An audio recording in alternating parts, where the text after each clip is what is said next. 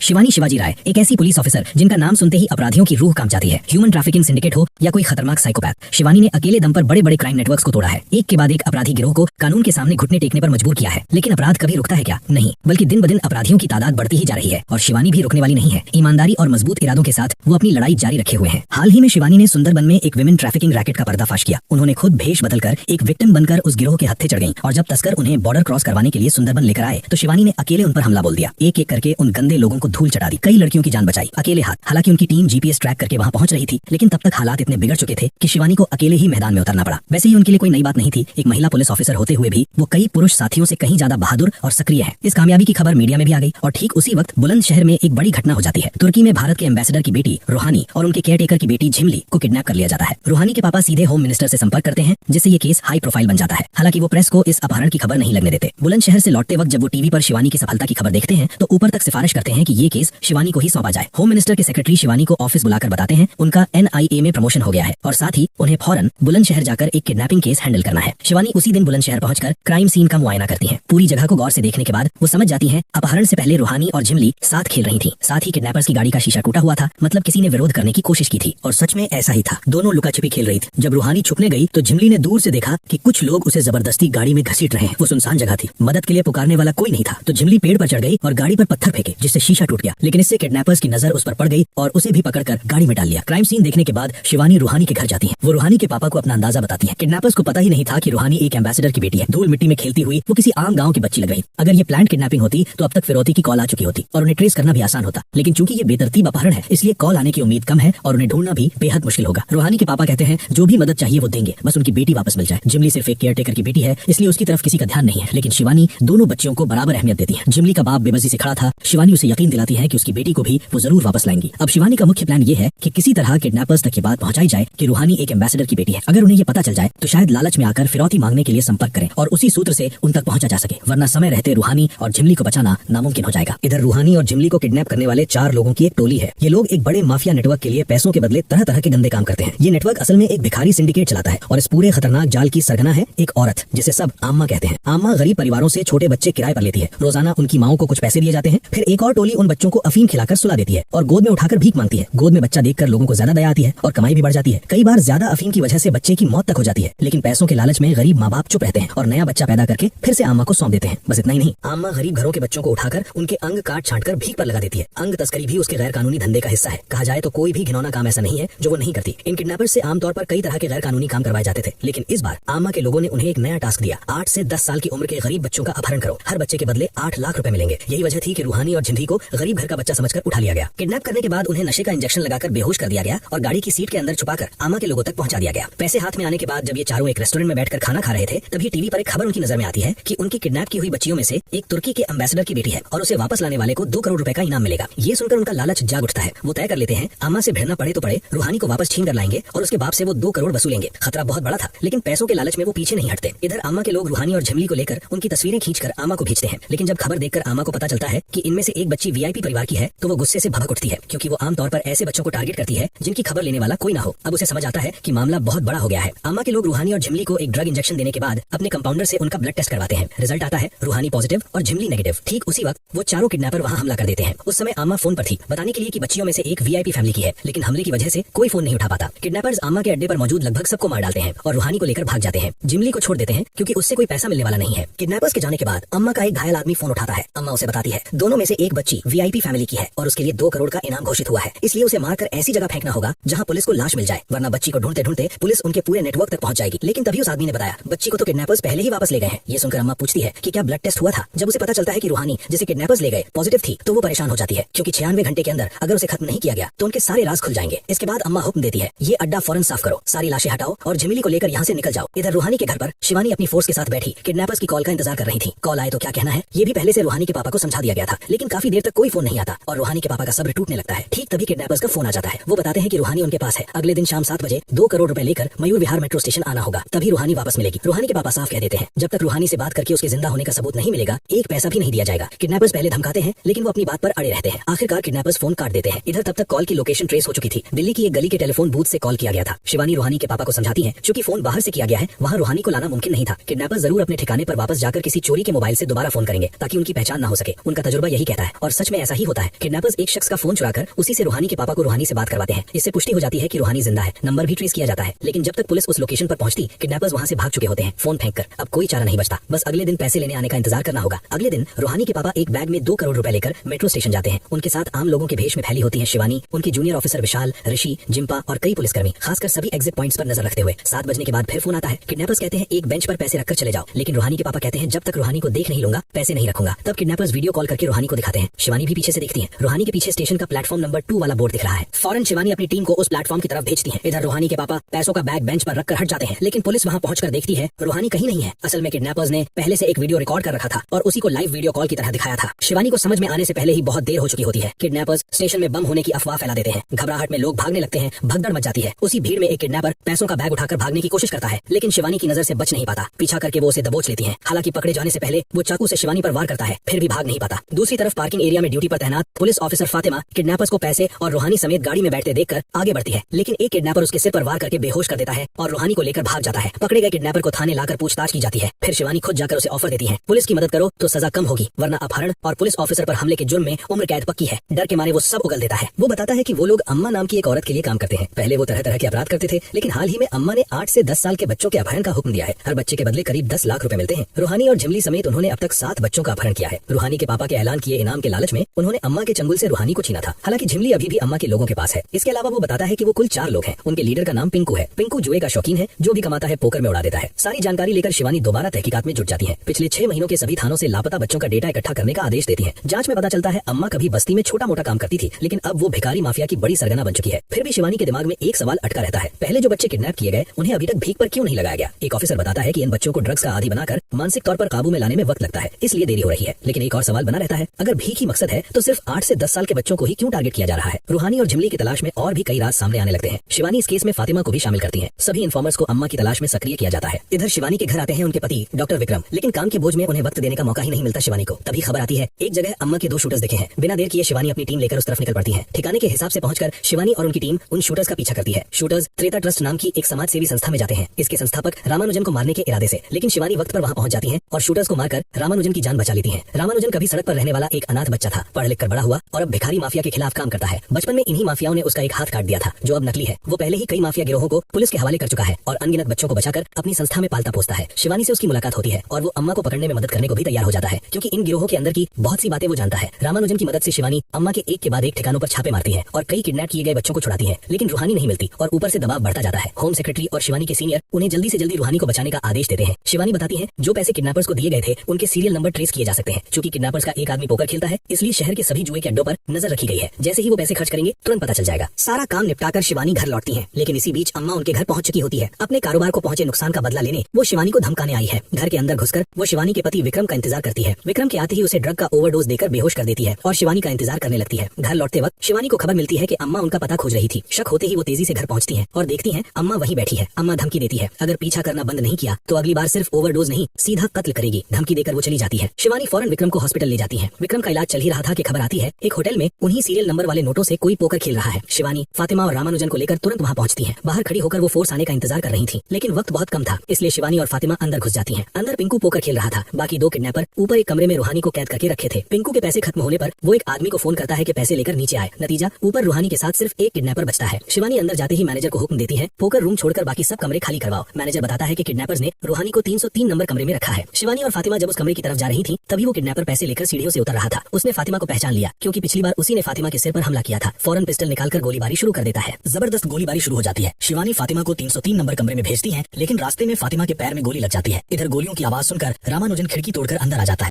घायल फातिमा को देखकर वो तुरंत उसके पास जाता है और अपनी फर्स्ट एड से खून बहना रोककर उसकी जान बचा लेता है। इसके बाद रामानुजन 303 नंबर कमरे में जाकर किडनैपर से भिड़ जाता है और आखिरकार उसे मार गिराता है। रूहानी समझ जाती है कि वो उसे बचाने आया है और उसकी गोद में जा छुपती है, लेकिन यहीं से कहानी में एक भयानक मोड़ आता है। रामानुजन अचानक रूहानी का मुंह दबा लेता है और उसका दम घोटकर उसकी हत्या कर देता है। क्यों, इसका जवाब बाद में मिलेगा। जब शिवानी वहां पहुंचती है तो रामानुजन कहता है कि किडनैपर ने ही रूहानी को मार डाला। शिवानी रूहानी को बरामद तो करती है, लेकिन वो अब जिंदा नहीं है। इस हादसे से वो पूरी तरह टूट जाती है और झिमली अभी भी लापता है। रामानुजन और अम्मा असल में बिजनेस पार्टनर हैं। रामानुजन अम्मा को मां की तरह मानता है। कहा जाए तो पूरा गैर कानूनी कारोबार अब मुख्य रूप से रामानुजन ही चलाता है, लेकिन खुद को छुपाए रखने के लिए उसने त्रेता ट्रस्ट नाम से एक समाज सेवी संस्था खड़ी कर रखी है। जिन भिखारी माफियाओं को उसने पुलिस के हवाले किया वो असल में उसके प्रतिद्वंदी थे, यानी उसने अपने दुश्मनों को ही हटवाया। जब रामानुजन को पता चलता है कि रूहानी को किडनैपर्स छीन कर ले गए हैं और पुलिस उनकी तलाश कर रही है, तो वो चिंता में पड़ जाता है, क्योंकि 96 98 घंटे के भीतर रूहानी को मारना जरूरी था, वरना उनका कोई बड़ा राज उजागर हो सकता था। इसीलिए वो खुद इस केस में कूदता है, यहाँ तक कि शक दूर करने के लिए खुद पर ही शूटर्स भेजता है और बाद में शिवानी की टीम के साथ घुसकर मौका पाते ही रूहानी को खत्म कर देता है। रूहानी की मौत के बाद अम्मा घमंड से शिवानी को फोन करती है। रूहानी को तो बचा नहीं पाई, अब झिमिली को भी नहीं बचा पाओगी। शिवानी दृढ़ता से जवाब देती है, चाहे कुछ भी हो जाए झिमिली को वो जरूर बचाएंगी। वो झिमिली को ढूंढने के लिए टीम तैयार कर रही थी, तभी उनके सीनियर ऑफिसर आकर बताते हैं अब वो ये केस आगे नहीं बढ़ा सकती। रूहानी का केस बंद हो चुका है, तहकीकात यहीं खत्म। शिवानी झिमिली की तलाश जारी रखने की इजाजत मांगती है, लेकिन वो नहीं मिलती, बल्कि केस लोकल पुलिस को सौंपने का आदेश दिया जाता है। दरअसल झिमिली जैसी गरीब बच्ची के लिए और रिसोर्स खर्च करने को कोई तैयार नहीं था। इस बात से शिवानी बेहद आहत और निराश होती है। इसी बीच विक्रम को होश आता है। शिवानी जब उन्हें सब कुछ बताती है तो विक्रम कहते हैं, शिवानी तो हमेशा से अन्याय के खिलाफ लड़ती आई है, ये तो उनकी फितरत है। पुलिस की नौकरी तो बस एक पहचान है, उनकी लड़ाई के लिए किसी इजाजत की जरूरत नहीं। इस बात से हौसला पाकर शिवानी तय करती है ऊपर वालों की मदद के बिना अकेले ही तहकीकात जारी रखेंगी। रूहानी का पोस्टमार्टम करने वाले डॉक्टर बताते हैं उसके शरीर में 2 इंजेक्शन के निशान हैं, लेकिन कोई केमिकल नहीं मिला। तभी फातिमा फोन करती है, अम्मा के किडनैप किए बच्चों में से एक लड़की सड़क पर पड़ी मिली है, वो जिंदा है और हॉस्पिटल में भर्ती है। शिवानी तुरंत हॉस्पिटल पहुंचती है। डॉक्टर बताता है उस लड़की को एक ऐसा कैंसर हुआ है जो आमतौर पर सिर्फ बुजुर्ग महिलाओं में देखा जाता है। इतनी छोटी बच्ची में ये कैंसर होना सामान्य नहीं है, जब तक कि कृत्रिम रूप से उसके शरीर में ये बीमारी न डाली गई हो। वो लड़की मौत के करीब है। शिवानी उसके पास जाकर पूछती है कि उसे कुछ याद है या नहीं। लड़की बताती है उन्हें कमरे में बंद रखा गया था, फिर वो बेहोश हो गई। होश आने पर उसने देखा कि वो और 2 लड़कियां एक शमशान में बॉडी डिस्पोजल के पास पड़ी हैं। बाकी दोनों को होश नहीं आया, लेकिन वो किसी तरह वहां से भागकर सड़क पर आई और फिर बेहोश हो गई। लेकिन जगह का नाम बताने से पहले ही वो लड़की दम तोड़ देती है। लौटते वक्त शिवानी उस लड़की की ड्राइंग की कॉपी अपने साथ लाती है। उसमें बनी तस्वीरें देखते देखते उनकी नजर एक लोगो पर पड़ती है। ये त्रेता ट्रस्ट का लोगो है। अब शिवानी को समझने में देर नहीं लगती, रामानुजन भी इस चक्र में शामिल है। फातिमा पहले तो इस बात पर यकीन नहीं करती, लेकिन शिवानी तुरंत उसे रामानुजन और त्रेता ट्रस्ट से जुड़ी हर जानकारी जुटाने का हुक्म देती है। जांच में सामने आता है कि रामानुजन का बचपन का सरपरस्त असलाम नाम का एक शख्स था, जो पहले आम्मा के लिए काम करता था। आजकल वो एक शराबी है। शिवानी उसे एक बार से पकड़कर लाती है और पूछताछ करती है। असलाम बताता है वो कभी आम्मा का दायां हाथ हुआ करता था, छोटे छोटे बच्चों का अपहरण करना ही उसका काम था। एक बार ऐसे ही कुछ बच्चों को लाते वक्त रामानुजन भी उनमें शामिल था। तब बच्चों को भीख के लिए तैयार करना होता था, जहाँ उन्हें 2 विकल्प दिए जाते, आंखें फोड़वा लो या हाथ कटवा लो। बाकी सबने आंखें फोड़वाना चुना, लेकिन रामानुजन ने हाथ कटवाने का फैसला किया, क्योंकि उसे पता था आंखें गई तो कभी भाग नहीं पाएगा। इस हिम्मत से आम्मा बहुत प्रभावित हुई। असलाम ने ही उसका एक हाथ काटा। बाद में रामानुजन ने भीख मांगने की बजाय चोरी डकैती करके पैसे जमा किए और आम्मा की नजरों में आ गया। आम्मा ने पूछा तो उसने कहा वो पढ़ना चाहता है। इसके बाद से आम्मा और रामानुजन के बीच रिश्ता मजबूत होता गया। आम्मा ने उसे पढ़ाया लिखाया, यहाँ तक कि विदेश भी भेजा। बड़ा होकर लौटने पर रामानुजन ने असलाम को गिरोह से निकाल दिया और बदले में उसका भी एक हाथ काट दिया। इस गवाही के आधार पर शिवानी असलाम को गवाह के तौर पर गिरफ्तार करके थाने भिजवा देती है। फिर अपनी टीम के साथ त्रेता ट्रस्ट के बाहर जा खड़ी होती है, रामानुजन का इंतजार करने के लिए। जब रामानुजन आम्मा से मिलने निकलता है, शिवानी चुपचाप उसका पीछा करती है। पीछा करते करते शिवानी अपनी टीम के साथ आम्मा के अड्डे तक पहुंच जाती है। वहाँ आम्मा से बात करते हुए ही दोनों को रंगे हाथों गिरफ्तार कर लिया जाता है, आम्मा और रामानुजन दोनों को। इधर थाने की कोठरी में बंद था असलाम और उसकी पहरेदारी कर रही थी फातिमा। असलाम को डर था जेल से बाहर निकलते ही आम्मा और रामानुजन उसे मार डालेंगे, क्योंकि उसने उनके खिलाफ गवाही दी है। तभी उसने देखा कि शिवानी दोनों को पकड़ कर लाई है। आम्मा और रामानुजन ने भी उसे देख लिया, जिससे उसका खौफ और बढ़ गया। आम्मा को कोठरी में डालने के बाद शिवानी रामानुजन से पूछताछ करती है, लेकिन वो अपने खिलाफ कुछ भी मानने से इनकार कर देता है। ठीक उसी वक्त खबर आती है असलाम ने जेल में खुदकुशी कर ली है। घटनास्थल पर जाकर पता चलता है कि उसने अपनी कलाई की नस काटकर जान दे दी। फातिमा बताती है कि वो कुछ देर के लिए वॉशरूम गई थी और उसी बीच असलाम ने ये कर लिया। शिवानी भड़क जाती है, जाने से पहले किसी और को ड्यूटी क्यों नहीं सौंपा, क्योंकि असलाम ही रामानुजन के खिलाफ इकलौता गवाह था। इसके बाद शिवानी के सीनियर ऑफिसर आकर पूरा माजरा देखकर भड़क उठते हैं। रामानुजन जैसे भले इंसान पर, जो भिखारी माफिया के खिलाफ काम करता है और पुलिस की मदद करता है, इल्जाम लगाने के लिए शिवानी को डांट पड़ती है। असलाम के अलावा उनके पास कोई और सबूत भी नहीं था। रामानुजन दावा करता है आम्मा ने कभी उसे मारने के लिए शूटर भेजे थे, इसलिए वो समझौते की बात करने गया था। इस दलील पर और पर्याप्त सबूतों के अभाव में शिवानी को सस्पेंड कर दिया जाता है और रामानुजन रिहा हो जाता है। लेकिन उसी रात एक और चौंकाने वाली घटना होती है। फातिमा रामानुजन से हाथ मिलाकर आम्मा को जेल से भगाने में मदद करती है और खुद भी गायब हो जाती है। सस्पेंड होने के बाद भी शिवानी रुकती नहीं। वो पक्का इरादा करती है किसी भी हाल में झिमली और बाकी बच्चों को बचाना है। इधर रिहा होने के बाद आम्मा फातिमा को अपने साथ लेती है और सभी अपहरित लड़कियों को जहाज से भारत की सरहद पार करवाकर श्रीलंका ले जाती है। अब वो शिवानी की पहुंच से बाहर है, कम से कम कानूनी तौर पर। लेकिन शिवानी हार नहीं मानती। सस्पेंड होने के बावजूद वो दिल्ली और मुंबई के 2 परिचित पुलिस ऑफिसर्स और अपने भरोसेमंद साथी जिम्पा को साथ लेकर श्रीलंका पहुंच जाती है। वहाँ पहले से उनका इंतजार कर रहे थे रूहानी के पापा। अपनी बेटी को तो बचा नहीं पाए, लेकिन अब वो शिवानी की मदद करना चाहते हैं दूसरे बच्चों को बचाने के लिए। श्रीलंका में आम्मा को ढूंढना आसान नहीं था। यहाँ भी रामानुजन की त्रेता ट्रस्ट की शाखा है, लेकिन रूहानी के पापा खोज करके पता लगाते हैं रामानुजन कभी इस ट्रस्ट के काम के लिए श्रीलंका नहीं आता। ये बस उसके आने जाने का बहाना है। असली सच तो और भी भयावह है। रामानुजन ने यहाँ एक विशाल गुप्त लैब बनाई है, जहाँ अपहरित लड़कियों पर गर्भाशय कैंसर से जुड़ी बेरहम रिसर्च चलाई जा रही है। इन बच्चियों को इस्तेमाल किया जा रहा है गिनी पिग की तरह। उनका मकसद है इस कैंसर की दवा तैयार करना और फिर उसे बाजार में बेचकर करोड़ों कमाना। इस रिसर्च की फंडिंग कर रही है अमेरिका की एक कंपनी, जहाँ जानवरों पर रिसर्च करके ऐसी दवा बनाने में कम से कम 20 साल लगते, वहीं इंसानों के शरीर पर सीधे प्रयोग करें तो सिर्फ 1 साल। बेशुमार वक्त और पैसे की बचत। और इसीलिए रामानुजन गरीब घरों की मासूम बच्चियों को उठाकर उनकी जिंदगियों से इतना क्रूर खेल कर रहा है। लैब में जाकर अम्मा के साथ सब कुछ देखती है फातिमा। असल में उसने रामानुजन से गद्दारी नहीं की थी। ये पूरा प्लान शिवानी का था। असलाम के मरने के बाद रामानुजन के खिलाफ कोई सबूत नहीं बचा था, इसलिए शिवानी की सूझबूझ से फातिमा ने गुपचुप रामानुजन को बताया असलाम को उसी ने मारा है, क्योंकि रामानुजन ने कभी उसकी जान बचाई थी। ये बात मानकर रामानुजन ने खुद ही फातिमा को अम्मा को जेल से भगाने में मदद करने को कहा, बदले में मोटी रकम का लालच दिया। इसके बाद फातिमा उनके साथ उस रिसर्च लैब तक पहुंची, जहां झिमली समेत सभी बच्चियों पर बेरहम प्रयोग चल रहे थे। सबको बेड पर लिटाकर रखा गया था। सब कुछ देखने के बाद लौटते वक्त फातिमा चुपचाप शिवानी को लोकेशन भेज देती है। शिवानी के साथ आए 3 ऑफिसर रास्ता रोककर हमला करते हैं। साथ के 2 गार्ड मारे जाते हैं। तब फातिमा अम्मा को बचाने के बहाने पहले से तय एक गोदाम में ले जाती है। जहाँ शिवानी इंतजार कर रही थी। गोदाम में पहुंचकर जब अम्मा शिवानी को देखती है, सब समझ जाती है, उसे गिरफ्तार कर लिया जाता है। इधर शक से बचने के लिए फातिमा वापस रामानुजन के पास लौट जाती है। जाने से पहले खुद अपने आप को गोली मारती है ताकि लगे कि अम्मा को बचाते वक्त जख्मी हुई। फातिमा से अम्मा के किडनैप होने की खबर पाकर रामानुजन बेचैन होता है। ठीक तभी शिवानी उसके सामने आकर खड़ी हो जाती है। वो साफ कहती है, सारे बच्चे छोड़ो, तभी अम्मा जिंदा मिलेगी। रामानुजन अपनी तरफ से दलील देता है, गरीबों की जान की क्या अहमियत, अगर कुछ बच्चों की कुर्बानी देकर लाखों जिंदगियां बचाने वाली दवा बन जाए तो क्या ये बुरा है। लेकिन शिवानी इस गैर इंसानी सोच को सिरे से खारिज कर देती है। आखिरकार दोनों के बीच एक समझौता होता है। शिवानी एक पता देती है जहाँ बच्चों को लाना होगा। फिर वो वापस गोदाम लौटती है जहाँ अम्मा को रखा गया है। लेकिन वहाँ जाकर देखती है अम्मा भागने की कोशिश कर रही है। अपने बालों की पिन से हथकड़ी खोलकर उसने जिम्पा के गले पर चाकू लगा दिया है। बाकी लोग बंदूक ताने खड़े हैं लेकिन कुछ नहीं कर पा रहे क्योंकि जिम्पा की जान खतरे में है। ठीक तभी शिवानी आती है और अम्मा की गर्दन पर गोली दाग देती है। जिम्पा आजाद हो जाता है, हालांकि हल्की चोट आती है। इसके बाद शिवानी एक और गोली चलाकर अम्मा को हमेशा के लिए खामोश कर देती है। सबको डर लगता है कि अगर रामानुजन को पता चला कि अम्मा मर चुकी है तो वो सारे बच्चों को मार सकता है। शिवानी फैसला करती है ये सच उसे पता नहीं चलने देना है। रूहानी के पापा को एयरपोर्ट भेज दिया जाता है ताकि बच्चों को जल्दी से जल्दी भारत ले जाया जा सके क्योंकि उनकी हालत बेहद खराब है। इसके बाद रामानुजन गार्ड्स के साथ बच्चों को लेकर आता है। शिवानी अम्मा की लाश को व्हील चेयर पर बिठाकर गर्दन की गोली का निशान ढककर सामने लाती है और कहती है अम्मा को चुप कराने के लिए नींद की दवा दी गई है। बच्चों को सौंपने के बाद रामानुजन घायल फातिमा को भी सामने लाता है। तभी उसे शक होता है शिवानी को लैब का पता कैसे मिला। वो समझ जाता है कि फातिमा ने ही धोखा दिया है। शिवानी के लोग बच्चों की गिनती करते हैं, सब ठीक है। इसके बाद रामानुजन को अम्मा के पास जाने दिया जाता है। जब वो करीब जाकर समझता है कि अम्मा मर चुकी है, ठीक उसी पल शिवानी एक बटन दबाती है। अम्मा के शरीर पर लगा बम फटता है। अचानक हुए धमाके से रामानुजन और उसके गार्ड्स हक्के बक्के रह जाते। उसी मौके का फायदा उठाकर शिवानी की टीम उन सबको गोलियों से ढेर कर देती। इसके बाद बच्चों को भारत भेज दिया जाता है। लेकिन रामानुजन अभी मरा नहीं था, घायल हालत में जिंदा था। शिवानी तय करती है इतने बड़े गुनहगार को आसान मौत नहीं मिलनी चाहिए। जैसे उसने मासूम बच्चियों के शरीर में कैंसर के कीटाणु डाले, ठीक वैसे ही शिवानी उसके शरीर में भी वही कीटाणु इंजेक्ट करती है। फिर उसे भारत लाकर एक सामान्य हॉस्पिटल में कैद कर दिया जाता है। धीरे धीरे मौत की तरफ धकेला जाता है उसे। दूसरी तरफ शिवानी को उनकी नौकरी वापस मिलती है और उन्हें प्रेसिडेंट मेडल देने की घोषणा होती है। जिस सीनियर ऑफिसर ने उन्हें सस्पेंड किया था वो खुद आकर माफी मांगता है। लेकिन काम पर लौटने से पहले शिवानी एक शर्त रखती है, अब से उनके काम में कोई रुकावट नहीं डाली जाएगी और उन्हें एक खास टीम दी जाएगी जो हमेशा उनके साथ काम करेगी। ये शर्त मान ली जाती है और शिवानी एक बार फिर तैयार होती है इस खतरनाक भिखारी माफिया चक्र के खिलाफ अपनी लड़ाई जारी रखने के लिए।